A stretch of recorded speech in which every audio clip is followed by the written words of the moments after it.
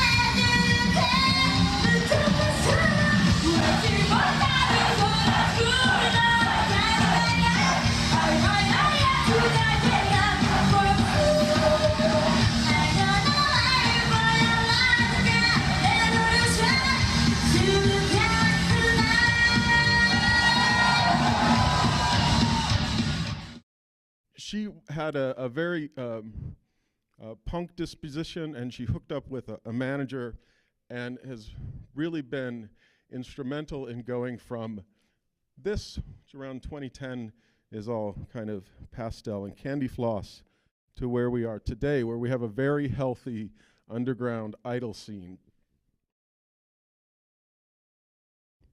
Like I mentioned, it was formed by Poor Louis, who's on the far left here, and hooked up with a manager named Jinosuke Watanabe. And they really kind of took the concept of idol to an extreme, especially in terms of publicity generation.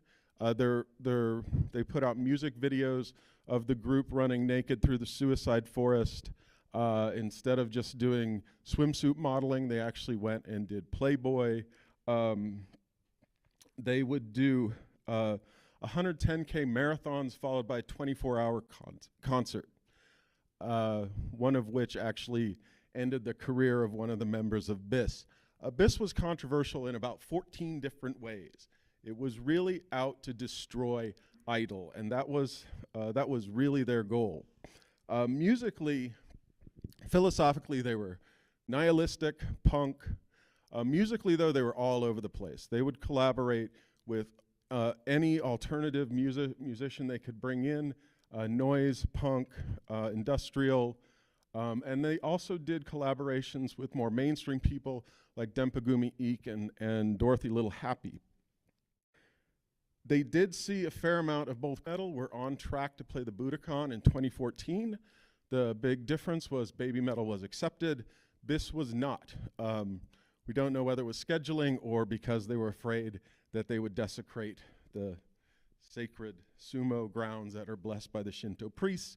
But either way, BIS had to settle for playing the Yokohama Arena. Shortly afterwards, they disbanded. This is a song from towards the end of their career. This is actually a collaboration with Takeshi Ueda, actually the same person behind Gimme Chocolate and Awadama Fever for Baby Metal. Before that, he wrote this for BIS.